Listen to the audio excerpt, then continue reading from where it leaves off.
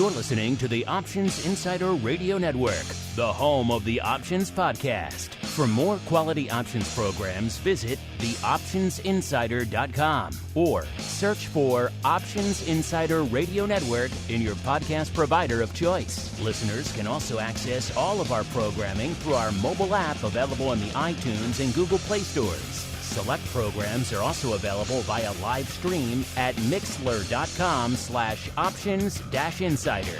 That's mixlr.com/options-insider. Don't forget to follow along with your favorite programs and submit your own questions for the hosts at twitter.com/options, stocktwits.com/options, facebook.com/theoptionsinsider, or via questions at theoptionsinsider.com.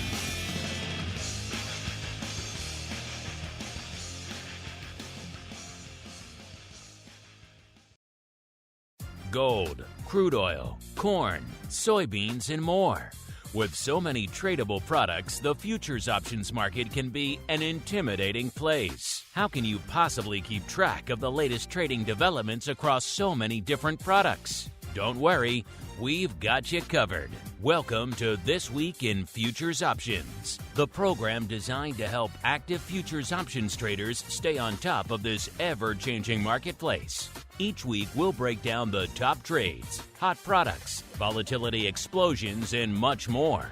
This Week in Futures Options streams live, so be sure to check out our live stream via the Mixlr app. That's MIXLR. Or join our live chat room at mixlr.com/options-insider. Whether you're an experienced veteran or a newcomer looking to separate the wheat from the lean hogs, This Week in Futures Options has the information you can't find anywhere else. This Week in Futures Options is brought to you by CME Group, the world's leading and most diverse futures and options exchange. For more information and educational resources about futures options at CME Group, visit cmegroup.com/options. And now, get ready to break down the latest futures options trading activity. It's time for This Week in Futures Options. All right, everybody. That music means we are back once again for TWIFO, This Week in Futures Options. The program where the name says it all. We break down the week that was and indeed still is from futures, options, trades, trends, developments, all sorts of fun perspectives here. What's going to make it onto the show? Is it going to be FX? Is it going to be ags? Is it going to be metals, equities? You never know. That's why you have to tune in each week. My name, of course, Mark Longo from the THE, optionsinsider.com, as well as from the network upon which so many of you are mainlining these days. Hope you're having a great day. Profitable, safe trading week out there. Remember, if you do like what you hear, this show, anything else on the network, and we see a lot of you mainlining TWIFO these days. Hey, we get it. It's a fun show. But there's a whole network out there, nearly a dozen shows. So if you're not listening to that on wherever platform you're getting this, and it's pretty much available on every platform under the sun, then you're missing out on a whole bunch of content. So A, make sure you upgrade to the full network. B, if you like what you hear, this show, anything else we do here on the network, throw a like, a star, a comment, a rating, review, whatever your platform lets you do. All of it in aggregate at the end of the day does help new people continue to discover this content, because there's new people discovering these markets all the time. We all know them, listeners. They need a place to turn in these turbulent waters, so give them a helping hand out there. And of course, if you want to give yourself a helping hand to some additional content you're not going to get anywhere else, theoptionsinsider.com/pro, the place to go for great Q&As. We've had Rich Assell on this show many times. He talks a lot about futures options over there at CME. Well, he was just on our Pro Q&A, dove deep into a whole bunch of great complexes there. Of course, Options Oddities every Friday, where you guys and gals can break down all the week's unusual activity, get some fun trades that are working out pretty well, if I do say so myself. So all sorts of fun to be found there. theoptionsinsider.com/pro is the place to go to find out more, as we find out who's joining us in the old CME Group hot seat today. And I am pleased to welcome back on an old friend of the program. He's making his annual appearance right towards the end of the year. Our old buddy, Mr. Derek Sammann, the Senior Managing Director, Global Head of Commodities, Options, and International Markets over there at CME Group. Derek, welcome back to TWIFO, sir. It has been too long. Thank you, Mark. Good always to come back at year end and have a little year in review with you guys. It is fun. It seems like your title grows every time I chat with you, Derek. Is there anything you're not head of over there at this point? I just put that stuff on my business card. It makes my mom very proud. It makes for a long business card, too. I don't envy you having to lug that thing around, Derek. But a lot to get to. As you mentioned, it is your annual check-in with us here on the show where we get to dive deep. Going to dispense with our usual format, at least for a little bit, listener. Maybe we'll get to some fun a little bit later. But I want to dive first into some of the interesting trends and developments we've seen out there. Because, Derek, when you're not talking to us every year here on the show, you're out there watching all of the various options products ebb and flow over there at CME Group. So it's been an interesting year, I think, to put it mildly, as every year post-pandemic has been. It's been an explosive year from an overall volume and occasionally volatility and just about everything else under the sun year. So from your perspective, as you're watching all of the options flow over there at CME, what really stands out to you when you look back at the crazy year that has been 2023 so far? Well, it's just a fascinating year to be sitting on top of a multi-asset class options exchange, as I have the privilege to do over here at CME Group. What's really struck me this year is the fact that we've seen consistent high degrees of performance in options across asset class all year. You know, there are some years that we see spikes in activity in one, maybe two asset classes, or maybe there's a burst of activity for a quarter, maybe 2 quarters. This has been a sustained, continued growth story across asset classes, across the entire year. This has been a year that certainly has not lacked for volatility, but it's also been that volatility that's been tradable volatility. I would say there were portions of 2022 that we saw some volatility that was a little too extreme for some folks, and we saw some people pull back. Even in that environment, Mark, you know, I had this conversation with you almost exactly a year ago today. 2022 was an all-time record year at about just over 4 million contracts a day traded across our options platform. If you look at the events of this year, very happy to note that we are on track for another record, and not a record by a little amount. Our options business year to date is up 22% to about just under 5.1 million contracts a day. That's up from 4.1 million contracts a day for 2022. And what's really pleasing to see is that 5 of our 6 asset classes are up between 15 and 30% this year. And if I were to quiz you and say, which of our 6 asset classes do you think has had the fastest growth this year? I'm not so sure you'd guess the right one. So I'm going to put you on the spot, Mark. Which of our asset classes do you think had the fastest growth year to date this year? Fastest growth this year. Well, you're right. We've seen so many spikes and so many things, like the energy has been exploding. Equities kind of always exploding out there. I'm going to go out on a limb and say just pure 0 to 60 growth. I might go energy. Ooh, that's a good guess. That's third place right now. Our fastest growing asset class on the option side is metals. Our metals business on the option side is up 29%. Rates are up 27%. Energy, good choice, up 25%. And then followed by equities at 17% and our ag business up 14%. I mean, you're talking about double-digit growth between 14 and 29% across 5 of 6 asset classes. That is just astounding. And again, when you break that down and look at the growth by asset class, sometimes you'll see, well, it's growing in one time zone or growing by one client segment. Again, we're seeing strong, broad growth across time zones. The fastest part of our business in options is actually options outside the U.S., which year to date is up 33%. So options are pacing the growth of the firm for sure. Options outside the U.S. is pacing that growth within the options complex. So there's so many sub-stories going on in each one of these asset classes, and it's just been really, really great to see our customers come back and continue to trust us to place their faith and confidence in our clearinghouse and our platform, trade our products, and we earn that trust with our customers every single day. And that's paying off for them, it's paying off for us. And we see volumes growth like this and open interest growth like this and client segment growth like this. It's confirmation that listening to your customers and building products and technology that work for them is always going to land you in a good place. Just want to point out for the record, I was a couple of percentage points away from the top there. So I was within spitting distance. It seems like we talk energy literally every week. If it's not nat gas, it's WTI. Sometimes both. It's inescapable on the show for almost the entirety of the year. So I felt pretty safe going energy, but you never know. That's why we do the show. That's why we crunch the numbers here at the end of the day, Derek. And I like what you mentioned there. I like what you said, sub-stories, because you're right. This has been a year of sub-stories. There's sub-stories in just about every complex we touch on here this year. What's going on with nat gas? What's going on with WTI? In the equities, it's been nothing but short duration all day. Everywhere you go, there's a different complex with a different sub-story. In the ags, for a while there early on in the year, it was still the legacy of Ukraine. It has maybe shifted to other things. Every complex has their own unique and interesting and often compelling, sometimes terrifying sub-story. So when you look back at this year so far, Derek, obviously it's not done yet. We still have almost a month to go. So there are still some surprises to be had, undoubtedly. But when you look back at the year, which of these sub-stories really stands out to you as maybe the most surprising? Or made you stroke your chin and say, I didn't expect that, Derek? Well, I think you were definitely onto something, Mark, when I kind of gave you a trick question there. What's the fastest growing asset class? And you put energy. If I were to ask you what for the quarter this year, going into the fourth quarter this year, what's this fastest growing asset class? You're absolutely right. Our energy options business through yesterday in the fourth quarter is up 64% for the quarter. 64. Now, you kind of look at that and say the events of the Middle East and the October 7th events and the ensuing uncertainty around OPEC, you'd expect to see that kind of growth. The great thing is with our energy business up 25% year to date, 64 in the fourth quarter, that's been consistently up quarter after quarter after quarter. So we've just set records all over the place across, just not at the aggregate level, but within asset classes as well.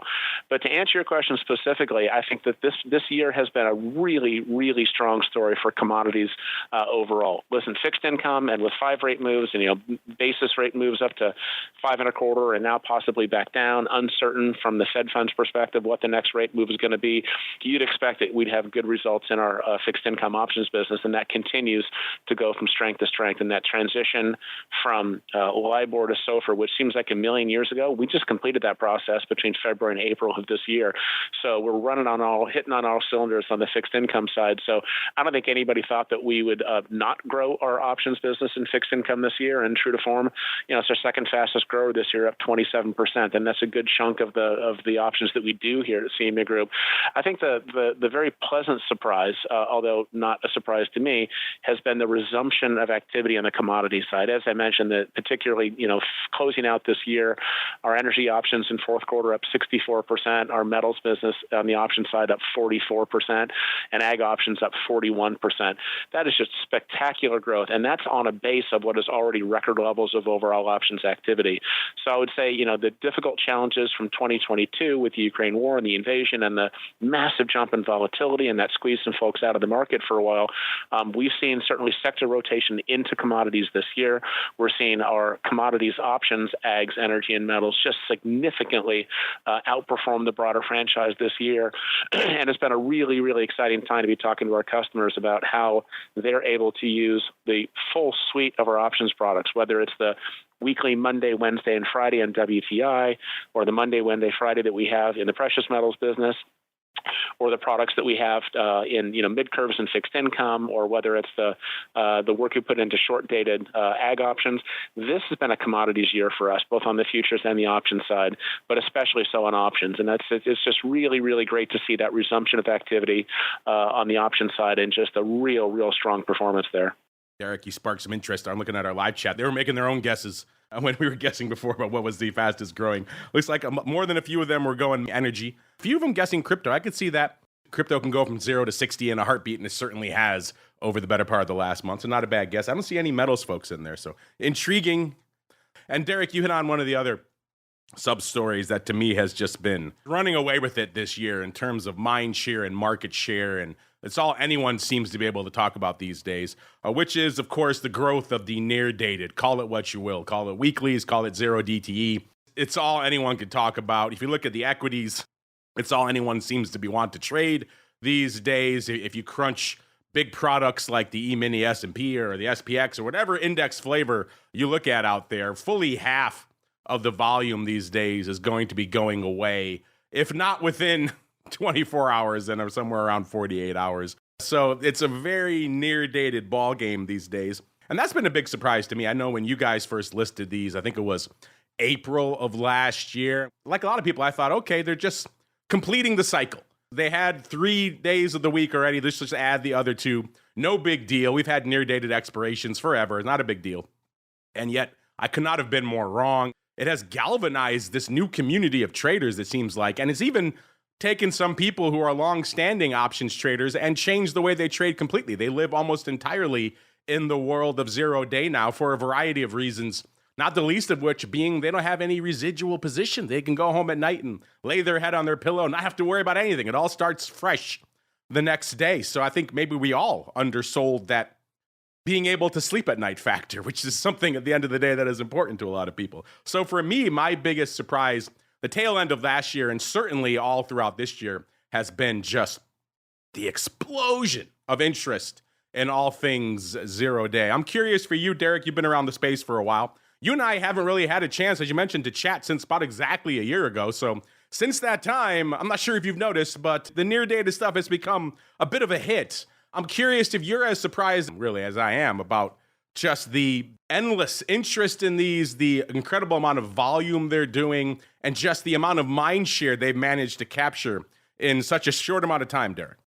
Yeah, I think that there's no question that the combination of shorter dated maturities and sometimes the smaller contract sizes, which have also been a huge hit for us over the last couple of years, have really appealed to traders that are looking for cost-effective ways to get in and get price exposure to individual markets. You know, when you talk about the short-dated explosion, we absolutely see that in our markets as well. If you look at what we'd consider our short-dated option, which is anything 1 week in, we've got 5-day-a-week options expiration in equities. We got 3-day week in our energy complex. We've got 3-day week in metals, and we're always looking at ways that, is there an optimal decision to add those additional Tuesdays, Thursdays in? We're taking a lot of customer feedback on that right now. But, our own options business certainly reflects that. But I'd actually say that the kind of the short-dated phenomenon is actually a sliver of a piece of a much larger story. And I just think that story is, and you're going to love this for the theme of your show, it's just options continue to go from strength to strength. The current flavor in equities is short-dated, very much so. The flavor across all of our asset classes, large move and large activity increase in short-dated 1 week and inside for all of our asset classes. But we're actually seeing growth, even faster growth across the curve and across all of our asset classes. So I think when a lot of people talk about zero DT as it relates to equity options markets, that's not reflective of what we're seeing in energy, what we're seeing in fixed income, what we're seeing in FX, what we're seeing in metals, and what we're seeing in ag. So we think there's a much broader option story that I think is being missed a little bit because there's so much focus just on the short-dated equity option story. To be clear, our short-dated equity options are at record levels. We do about 1.5 million contracts a day in our sort of 1 week in across all of our asset classes. It's a little bit less than 30% of our total options volume, so we're certainly seeing some movement in to the shorter end of the curve. But what we're also seeing is even faster growth out across the curve and open interest additive. And that means we've got more people that are trading options and actually taking volatility positions in addition to those folks using the very short-dated products that are really just a reflection of the price. If you're trading 1 day or 0 day or 2 day, there's no volatility component. You're not taking a position that, hey, I think volatility goes up and down. Short-dated options are reflective of price movement. Think delta, whereas the longer end of the curve is volatility-based, think vega. So to the extent that we've got activity increasing across the entire curve, even faster growth outside of the front end of the curve means that short-dated activity is contributing to growth, but it's not the primary driver of growth. So that's how we think about it. So when you talk about the zero DTT equity story, I think it's missing the broader I'd say adoption of options across asset class, which you see at CME Group because we have every major asset class, and you see activity even faster growth across the curve. So it's a great story for the options industry. It's a great story for folks that are looking for additional tools to drop into their toolkit. And, everybody in this industry wins when you get more people trading more product that are on deep liquid on-screen markets, 23 and a half hours a day, 5.5 days a week. That's where the market wins. And so, shows like this highlight the opportunities and highlight the growth. And any way that we can amplify this story that, hey, come on in, the water's fine, the water's safe. This is a great place to be choosing to allocate your risk, whether you're looking for just price exposure at the front end of the curve or volatility exposure in the mid or the back part of the curve. These markets are where opinions are being expressed, and you want to be where the professional open interest holders are. Interesting across the board here. Derek, one of the questions we've received pretty much all year, it seems like, is, hey, as you mentioned, everyone's obsessed with 0 day equities. But if you look beyond that, there are other stories out there as well, including people want to know when that style of liquidity may expand across complexes, get beyond just the zero-day equities and start looking at some other complexes. People clearly are gravitating towards this. They want to know when they could see it in other complexes, which also raises the question of which complexes at the end of the day are even really suitable for this type of liquidity. Probably wouldn't put ags at the top of my list. They tend to trade by their own rules of engagement, but we thought we'd put it out to our audience. So I'll give you their thoughts first, Derek, before I make you guess. But we asked them about a month and change ago, which complex do you think should list the zero DTE options next? We gave you 4 general choices, listeners. We said, single name stocks, because you folks love those, so your Apples or your Teslas. Or you're going down the commodity route, so you could be your ags or your energies, any of those. Or we went crypto, so your Bitcoins or your ETH, so all those. Or we went the volatility complex, and 43% of you ended up going for the single name stocks. I get it. You folks want your single name zero-day Apple and Tesla. I get that. Beyond that, it was volatility, which was kind of interesting to me. And Derek, I know a bit of an intriguing one for you. We'll get to all that fun in a little bit. Then came the commodity side, so your ags, your energy, pick whatever you want in there. And then crypto bringing up the rear. So I'm curious for you, Derek, A, do those results surprise you or not so much? And B, as you're looking across all of the liquidity that's going up at CME, as you were just mentioning, you have liquidity from the front day all the way out months and years in some of these products. Is there another complex outside of equities where you think this style of trading is uniquely well suited to expand next? Yeah, it's a great question. That the results are just sort of actually don't surprise, particularly top choice being single stock equities, because you're talking about largely equity index traders that are already used to equities and get that space, and so that's an easy transition to make to single stock. So that totally makes sense to me in terms of being in their comfort zone, being in their wheelhouse. From my perspective, I think the more exciting kind of overall market growth story piece is not going to surprise you here is on the commodity side. And let me give you an example of that. I think we certainly have learned to walk before we run, and take a lot of client feedback in terms of product development, rolling out new capabilities, putting new points on the curve, adding functionality to our front end. All of those things are driven by customer needs. So we spent a lot of time customer validating any ideas that we have or any feedback that has been brought to us that indicates, hey, there's an opportunity here to build something more into our products that the customers would want. So as you know, we rolled out weekly Mondays and Wednesdays in WTI options not long ago in the middle of this year. And let me give you a very contextual example of the success we have already seen just by going from Fridays to Mondays, Wednesdays, and Fridays. So give you a good example here. So we saw in the week in the record numbers leading into the last OPEC meeting on November 30th, we saw WTI weekly options in aggregate, Mondays, Wednesdays, and Fridays, that were just recently launched, hit a number of series of back-to-back volume record days. So uncertainty around the whole OPEC decision-making process, strong case for letting customers consume information intraday, every minute of every day, changing opinions as to would they meet, wouldn't they meet, would it be a 1 million barrel cut, would it be a 500,000 barrel cut, would it be 2 million barrel cut? And what that actually meant was we had 6 different options expiries available for these guys to hedge. Our November ADV in our weekly WTI was just under 20,000 contracts a day, our highest ever. Again, we just put these Mondays and Wednesdays out earlier this year. On November 29th, we had the second highest day in history at just under 40,000 contracts traded. And then on November 30th, again, about 38,000 contracts traded, while we also reached an open interest all-time high of close to 67,000 contracts.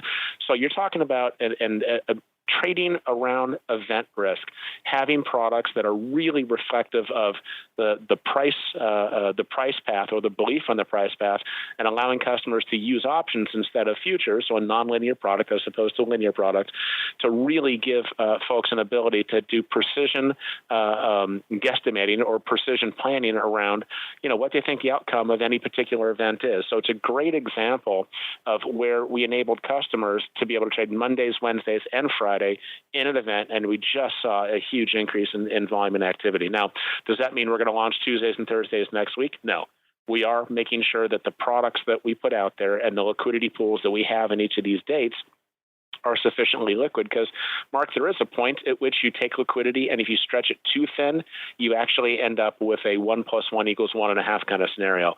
We're more in the business of ensuring that 1 + 1 = 4 for our customers. So we want to make sure that we're being cautious and careful. Certainly the move to adding Mondays and Wednesdays and WTI options was a great add to the portfolio. We're going to settle here. We're going to take feedback. We're going to see how this process grows.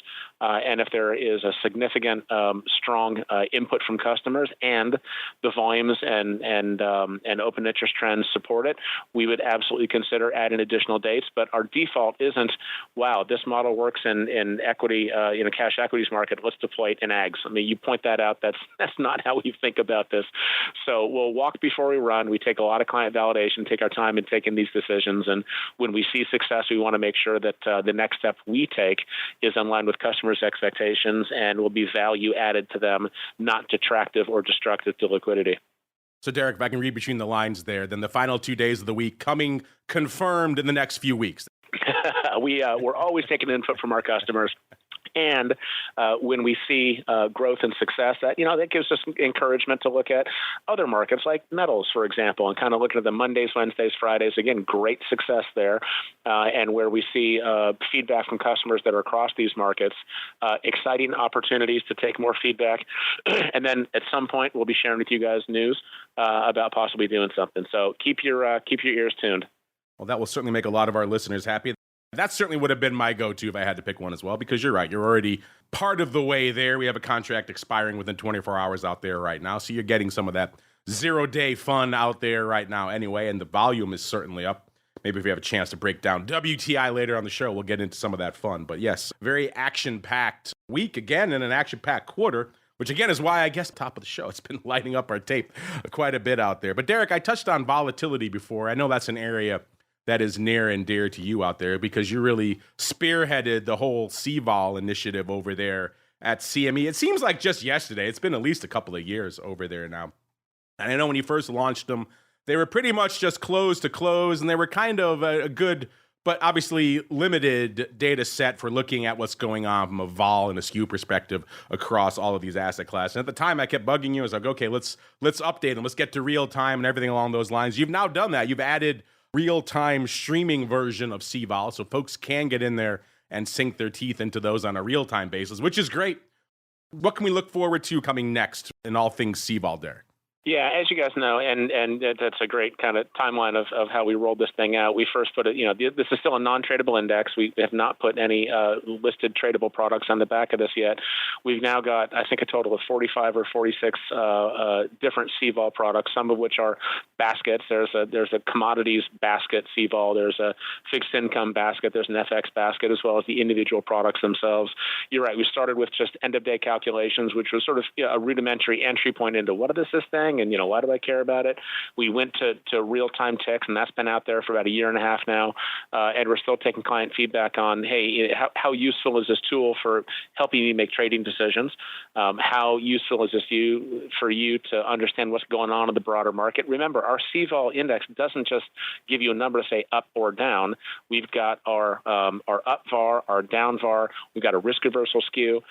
We've got various ways that you can use the CVOL suite of tools and analytics to give you a sense, like when you look at the risk reversal skew, it tells you exactly that differential call versus put and what that looks like now, what it looked like a week ago, a month ago, a year ago, what it looks out across the maturity curve. And there's so much rich information there that the market is telling people that was really difficult, if not impossible, to unpack without kind of a CVOL suite of tools and resources and analytics. So we're still doing some work on that. We're making sure that, anytime you're talking about building a product and making something tradable, the underlying price itself has got to be super robust. We need to know that it's 100% reliable. That's what we're known for at CME Group. So, we're doing a lot of work there just to make sure that the data is good. And if we're going to put a tradable product on the back of it, that the technology is there, the robustness is there, and then everything that the market has come to expect from CME Group, that we hold ourselves to those same high standards in every product we put forward. So nothing to share at this time, Mark, but I will tell you we are definitely getting a lot of client feedback that's very positive, and the ways that people are consuming this information, the ways that they feel they're being equipped to make better, more informed trading decisions with CVOL in their toolbox is really encouraging. This has been a project that we've been working on the last couple of years, and we're going to keep working down this path, but nothing to share at this time. But we're thrilled with the adoption that we're seeing, and we're really grateful for the positive feedback we've gotten so far from our customers. I like it, Derek. Just the fact that you're talking about potentially someday having a tradable CVOL. That gets me excited, Derek. I love talking equity volatility all day. We have a show every week on the network all about equity volatility, but I would love to sink my teeth even more into things like, let's say, WTI. We're just talking about crude oil volatility, ag volatility, Class 3 milk. I don't care, Derek. I'm open to all of the ball out there. So the fact that you're still thinking along those lines makes me excited. I would love to see something tradable on these one of these days, just to add to the pantheon of available volatility products out there. Since we're looking ahead, we've already been going for half an hour, Derek. I guess time flies when you're having fun. Since we're looking ahead now to next year anyway, talking about some other products, it's just you and me talking here, Derek. Nobody else listening.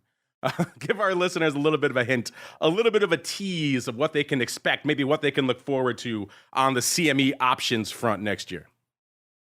Well, I would say probably more of just the phenomenal growth that we've been putting out there. We're continuing to make sure that we are growing our liquidity pool out in Europe and Asia. As I mentioned at the earlier part of the show, our non-U.S. options growth just continues to be such an important story for us. With the overall options complex this year up 21%, our non-U.S. options business is up 33%. And I mean, our EMEA-based business has really been leading the charge. Our EMEA-based options business is up just under 40% this year.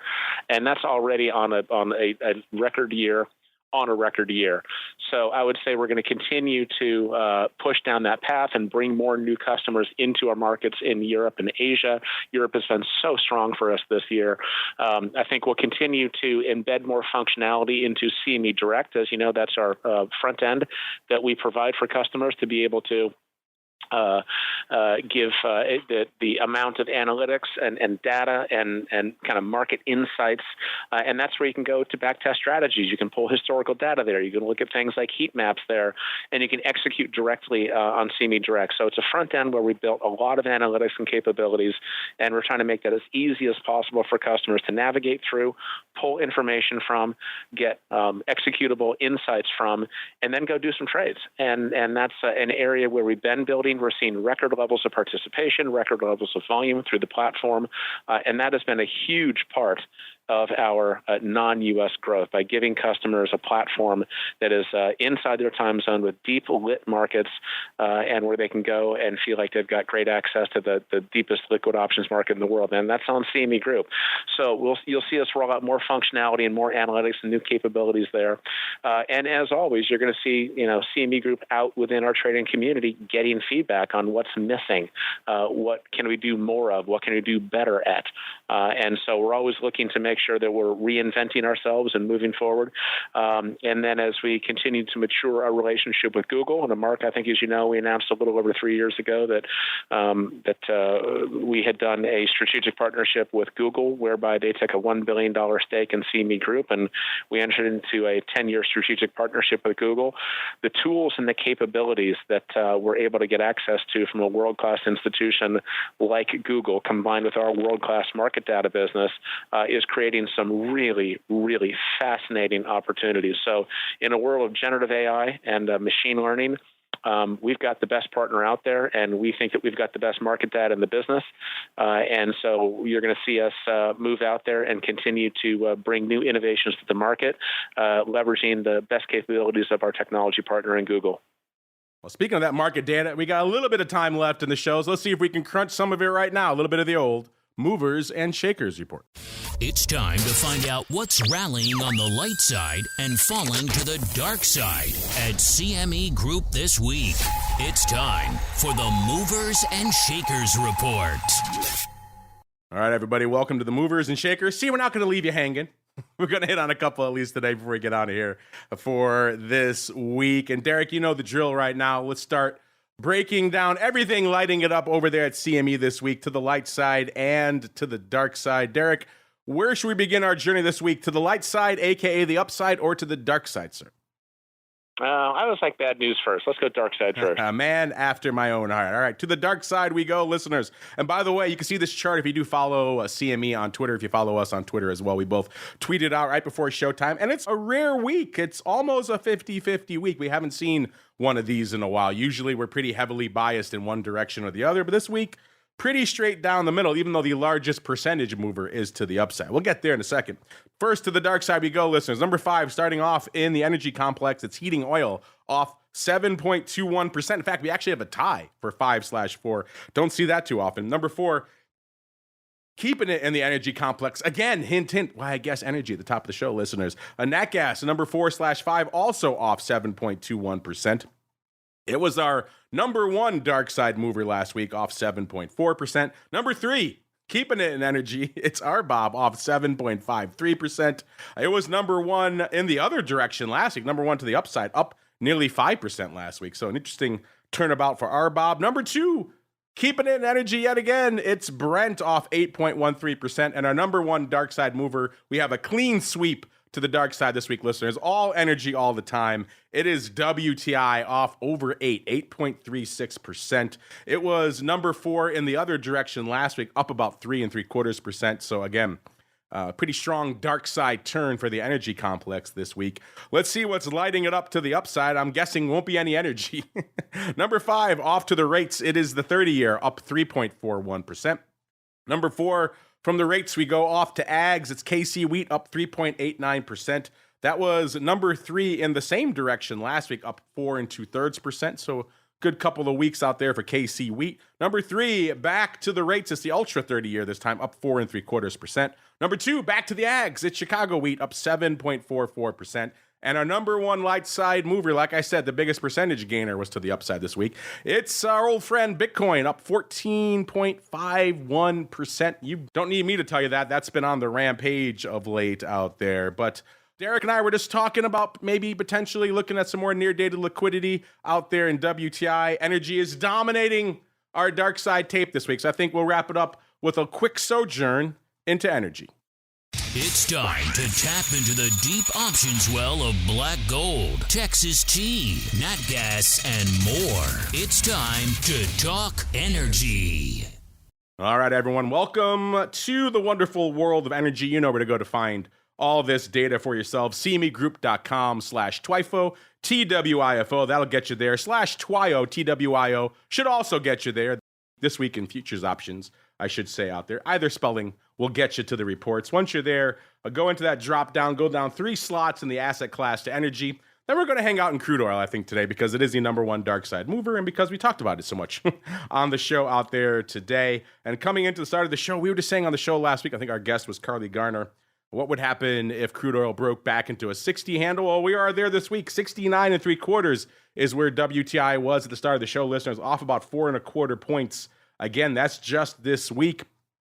If you go back to the end of the show last week, it's off over 8, about 8.36%. So a rough week out there for WTI. Could not maintain the 70 level, broke through it out there this week. And as we were just talking about, Derek, with all this near-dated liquidity out here, it's been a pretty active week yet again. Usually we would expect a decent week in WTI, somewhere between 400, maybe 450,000 contracts. This week, once again, blowing the doors off that, closing in on 600,000 right now, 588,000 contracts on the tape in WTI. And once again, keeping things near dated, 41% of that going up in the Jan contract that has about 7 days to go. So we do have an assortment of weeklies out here right now, not the full gamut, and at least not yet. But we do have quite the assortment. We have a 1-day contract, we have a 4-day contract right now, 6 days, and indeed 7 days. So you have quite the assortment of near-dated liquidity out there to choose from. So Derek, seemed like we've been talking about energy a lot on the show today. Are you at all surprised that we're seeing WTI taking the number 1 dark side spot, of course, this week, but also such a resurgence in volume? Like I said, well north of the typical volume level we expected, and also the fact that not quite half, but pretty darn close. 41% of it is going up in a weekly, a contract that's expiring in about 7 days, Derek. Yeah, no, not a surprise to us at all. I mean, listen, there's been a lot of activity, a lot of focus on the energy markets, particularly on the crude oil market. Going back to certainly the events of October 7, on the heels of that, we all knew that we were going to have an OPEC Plus meeting at the end of November. We'd had that. There was a great deal of uncertainty around that. But I think the point you're making is, listen, in back-to-back weeks, crude was up, crude was down. I mean, these are purpose-built markets for options to be able to manage risk. It's so hard to flat price hedge in markets that are up and down 7% in back-to-back weeks. So, I mean, options are the perfect tool. And if you're looking for effective price exposure tools, short-dated options are low premium, and they're great ways to be able to, manage your risk. And listen, if you want to take a punt and think that, hey, I think it's had a big sell-off here. I think that, maybe buy a cheap call here, 1 week to go. Short-dated premium means, low premium, and that's a great way to limit your loss if you're wrong. Buy a call, you just lose your premium, as opposed to try to buy a future, try to buy some spot. I mean, you got to stop that. That can be expensive. So great cost-effective ways to express short-dated opinions. When you look at the volume in the last week, that's not isolated. I went back and I looked at our November volume. Our November volume was up 25% in WTI options, and that was about just under 200,000 contracts a day. So you're certainly seeing elevated levels, but we were already at elevated levels in October. When you look at the December, the month-to-date results in energy, our December, granted it's, we're 7 days in, but our energy options is up 68%. And not a surprise given what we're seeing globally, what we're seeing in geopolitics. And you're seeing the market trying to figure out, does the market want to find a rebounding price and get back to mid-80s? Do we think that this is going to be a dead cat bounce and, we actually push even lower? There's just so many questions out there. A lot of it's linked to global growth questions. A lot of it is links to what's going to happen in the rates environment. And it's just so many of these markets are interconnected. So using options to express an opinion or to expose yourself to these markets is just a really smart play. So I absolutely commend your listeners for being actively involved in options markets. They're just great, very flexible, very effective tools in very volatile and uncertain markets, just like we're seeing right now. Let's see what we are seeing out there this week, listeners. As I said, the 70 strike, the 70 handle has been an important psychological level. We did break through it, so no surprise that it would be the Jan 70 puts that were leading the dance this week, doing a little over 30, about 31,000 contracts on the tape right now. The big day actually yesterday, nearly 15,000, so as we really broke through that 70 handle, that's where we saw a lot of paper, obviously. But the rest of the week, no slouch either. 6,500 on Tuesday, 4,500 Monday, and about almost 5,000 today. And again, closing throughout the week. So as we kept getting closer and closer and closer to that strike, folks continue to get the heck out of Dodge, maybe roll to some other strikes out there as well. So a lot of action on the 70 put strike. Not entirely surprising given the importance of that level. Right behind it, 65 puts. Like I said, probably some rolling activity going on this week as well. They did roughly half the paper, about close to 15,000. The big day for those, also Wednesday, 5,500. So obviously not one-to-one on the rolling side, but there probably was some rolling paper there. Today, I should say, looks a little bit closer to one-to-one. 4,800 of the 70 puts versus 4,500 of the 65 puts. So chances are we're seeing a decent amount of rolling activity out there today. 3,200 on Tuesday, slightly closing there, and about 1,100 on Monday, slightly opening. So makes some sense. Some folks would be taking off your 70 puts or rolling down to the 65s. If you're looking for an upside story, you got to look all the way out to the 80 calls here. These are in Jan as well, but only about 12,000 and change of these going up. But still good enough for the number 3 overall volume slot this week. Looks like no paper today, but the big dog was really Tuesday, about 4,100 on Tuesday, about 4,000 yesterday, and about 4,000 on Monday as well. All that against OI of about 16,000 on the strike coming into today. And mostly closing all week. So folks bailing on the 80 calls, also bailing on the 70 puts. So kind of interesting. Maybe some folks finally convinced that an 80 handle in the next 7 days may be a difficult challenge for all things WTI. Let's roll out really quickly, see if we see any other interesting and or aberrant paper here in WTI. Then we'll get out of here for this week. If we go a little bit farther out, see, it's not all near-dated, listeners. It's just mostly near-dated. If we go out a whopping 40 days, which seems like an eternity in the era of zero DTE, listeners, but if we go out 40 days to the Feb contract, the 65 puts also lighting it up out there this week. And again, not entirely surprising. A lot of folks opening out there on the 65 puts. Obviously, we just broke through the 70 handle. I want to get a little bit more time, a little bit more reasonable strike selection. Makes a ton of sense. A big day on these, 5,500 on Wednesday, about almost 3,000 on Tuesday, 2,100 yesterday, and about 1,200 on Monday. Opening all week. And of course, today's paper is against an OI of about 13,000. So could indeed be opening or closing today, but it looks like it passes prologue, probably opening out there as well. So a lot of opening downside paper. Not entirely surprising. Closing on the 70 put strike also not entirely surprising out there as well. Unless you want to look for some surprising paper, listeners, how about June pars? How's that float your boat out there? We had, looks like about a little over 4,000, about 4,200 of the June pars, aka the June 100s going up this week. Unfortunately, though, listeners, looks like it was mostly closing. So it seems like somebody getting the heck out of Dodge. Looks like they might have rolled to the 80s on Wednesday. They went up about 2,000 times on Wednesday, and about 1,800 the 80s went up. So maybe rolling down to a more reasonable strike. The rest of the week doesn't line up, though. It just seems like someone bailing for size, and there's still about 6,500 open on the pars in June. So there you go. A little bit of upside, but mostly getting the heck out of Dodge, just like we have to do for this week, listeners. All right, that music means we have come to the end of another epic journey through the world of all things futures options. Derek, I'm glad we can get you back on for our annual check-in. This is fun. We have to do it more often than once a year, Derek. Well, listen, it's always great to do a check-in. Maybe we do a little summer edition of this and see where we get to. There's just so much going on. It feels like 12 months I'm going to pencil you in too long to go in between. I'm going to pencil you in for June, Derek. We'll see what your title is by then, but we'll see if we can get you on for June. How does that sound? That sounds great, Mark. I appreciate that. And before you roll out of here, you gave us your look ahead and all that other fun stuff. Anything else you want to leave our listeners with before we go? What they can look forward to or anticipate coming down the pike from you folks over there at CME? Just more good stuff, more engagement with you, our customers, more functionality, better tools and capabilities, better analytics, and we're going to get some cool stuff out there with our partners at Google as well. So, Mark, I want to wish you and your listeners and the staff over there at TWIFO a very, very happy holidays, wishing you and your families all the best for a happy and healthy 2024. Well, I appreciate that. Same to you and same to all the listeners out there. Of course, that is going to do it for us on the network today. Back again tomorrow, noon Central, 1 p.m. Eastern for Volatility Views. After that, for all you pro folks, coming back for a little bit of the old options oddity. Should be a fun one.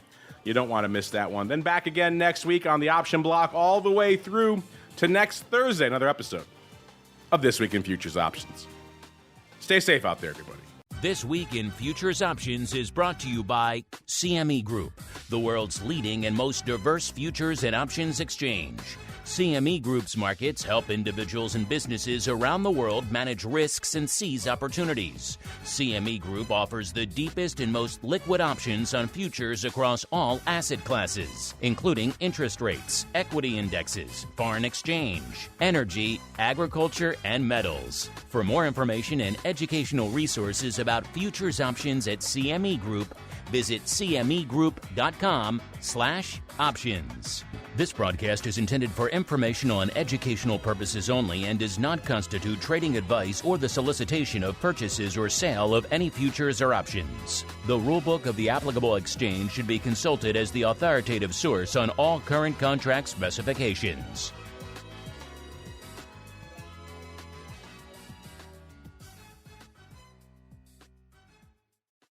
You're listening to the Options Insider Radio Network, the home of the Options Podcast. For more quality options programs, visit theoptionsinsider.com or search for Options Insider Radio Network in your podcast provider of choice. Listeners can also access all of our programming through our mobile app available in the iTunes and Google Play stores. Select programs are also available via live stream at mixlr.com/options-insider.